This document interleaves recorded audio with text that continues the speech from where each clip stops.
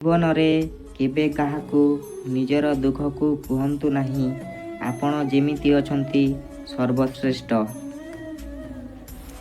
ବନ୍ଧୁମାନେ ଫାଇଦା ସବୁଠୁ ତଳେ ପଡ଼ିଥିବା ଜିନିଷ ହୋଇଥାଏ, ଯାହାକୁ ଲୋକେ ତାଙ୍କୁ ସବୁବେଳେ ଉଠାଇ ଚାଲନ୍ତି।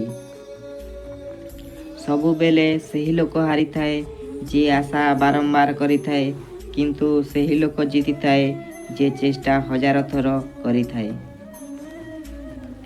ଯେଉଁ ମଣିଷଙ୍କୁ ଆମେ ଭଲ ପାଇଥାଉ, ସେହି ଲୋକ ହିଁ ଆପଣଙ୍କର ଫାଇଦା ଉଠାଇଥାନ୍ତି, କାରଣ ସେହି ଲୋକ ହିଁ ଆମର ଦୁର୍ବଳତା ଜାଣିଥାନ୍ତି। ଏମିତି ନିଜକୁ ଚାଲାକ କରନ୍ତୁ, ସମସ୍ତଙ୍କୁ କ୍ଷମା କରିଦିଅନ୍ତୁ। ଏମିତି ବୋକା ବନନ୍ତୁ ନାହିଁ ଯେ ଯିଏ ଆପଣଙ୍କୁ ଧୋକା ଦେଇଥାନ୍ତି ତାଙ୍କୁ ଆଉ ଥରେ ବିଶ୍ୱାସ କରି ବସନ୍ତି। ଭଗବାନ କୁହନ୍ତି, ସବୁବେଳେ ନିଜକୁ ଅନ୍ୟ ସହିତ ତୁଳନା କରି କେବେ ଦୁଃଖ ହୁଅନ୍ତୁ ନାହିଁ।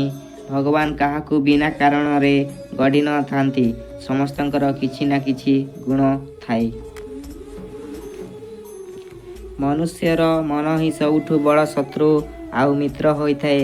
ଯଦି ମନ ଆପଣଠୁ ଜିତିଯାଏ, ଆପଣଙ୍କର ଶତ୍ରୁ ବନିଯାଏ। ଯଦି ଆପଣଙ୍କ ମନଠୁ ଜିତିପାରନ୍ତି, ଆପଣଙ୍କର ବନ୍ଧୁ ବନିଯାଏ। ସେହି ଲୋକଙ୍କ ପଛରେ ଗୋଡ଼ାନ୍ତୁ ନାହିଁ, ଯେଉଁ ଲୋକଙ୍କୁ ଆପଣଙ୍କର କୌଣସି ଆବଶ୍ୟକତା ନାହିଁ। ଭଗବାନ କୁହନ୍ତି, ଭୁଲ ସବୁ ମଣିଷଙ୍କର ହୋଇଥାଏ, କିନ୍ତୁ ସେହି ମଣିଷ ତା'ର ଭୁଲକୁ ସଜାଡ଼ିଥାଏ ଯାହାର ମନ ନିର୍ମଳ ଆଉ ହୃଦୟ ସଫା ଥାଏ। ସମସ୍ତଙ୍କୁ ନିଜର ସମୟ ଜରୁରୀ ଦିଅନ୍ତୁ, କାରଣ ପ୍ରଥମ ଆବଶ୍ୟକତା ଆପଣ ନିଜେ ହୋଇଥାନ୍ତି। ସମ୍ପର୍କ ଯେତେ ଖରାପ ଥାଉ, ତାକୁ କେବେ ଭାଙ୍ଗନ୍ତୁ ନାହିଁ, କାରଣ ମଇଳା ପାଣି କେବେ ଶୋଷ ମେଣ୍ଟାଇ ପାରେନା, ପରନ୍ତୁ ନିଆଁ ଲିଭାଇପାରେ।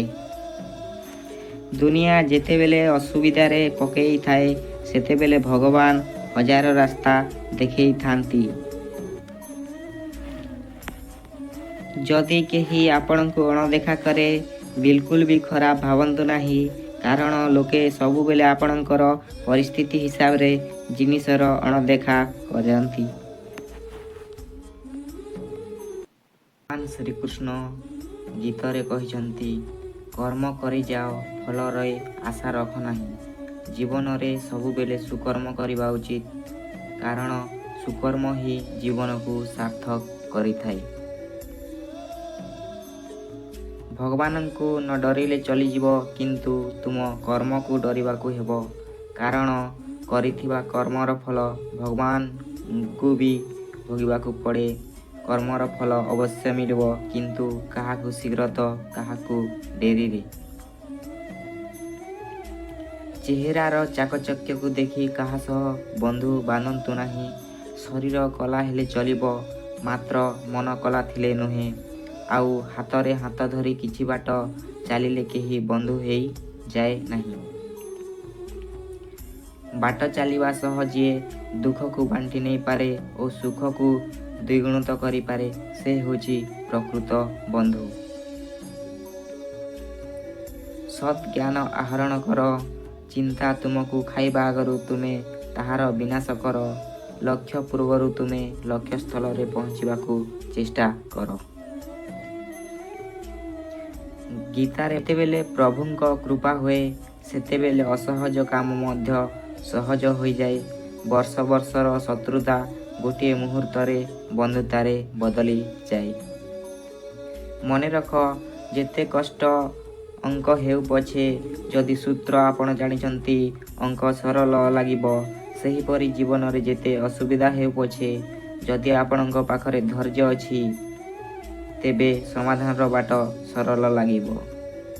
ଭଗବାନ କାହାରିକୁ ଦଣ୍ଡ ଦିଅନ୍ତି ନାହିଁ, ଆମର କର୍ମ ହିଁ ଆମକୁ ଦଣ୍ଡ ଦେଇଥାଏ।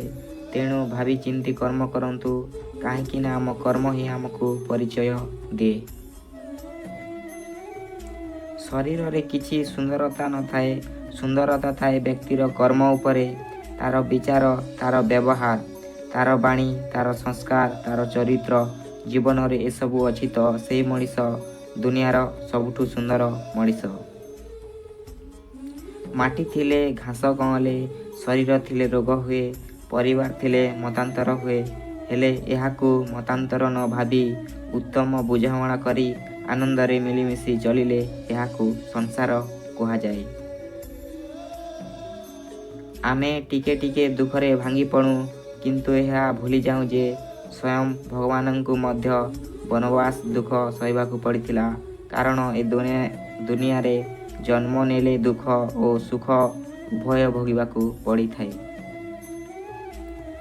ସମସ୍ୟା ଏତେ ବି ଶକ୍ତିଶାଳୀ ହୋଇନଥାଏ ଯେତିକି ମଣିଷ ତାକୁ ଭାବୁଥାଏ।